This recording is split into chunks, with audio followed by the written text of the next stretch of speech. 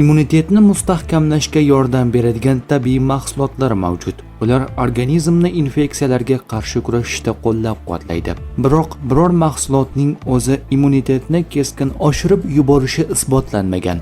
Eng yaxshi natija sog'lom ovqatlanish, yetarli uyqu, jismoniy faollik va stressni boshqarish bilan birga kuzatiladi. Immunitet uchun eng foydali mahsulotlar: sitrus mevalar, apelsin, limon, mandarin, greyfrut, sarimsoq, zanjabil, asal, qatiq va kefir, ko'kat va sabzavotlar, yong'oq va urug'lar, rezavor mevalar, baliq, ko'k choydir. Immunitet uchun foydali vitamin va minerallar: C vitamini sitrus mevalarda, qalampir va kivida ko'p uchraydi. D vitamini quyosh nuri, baliq yog'larida mavjud.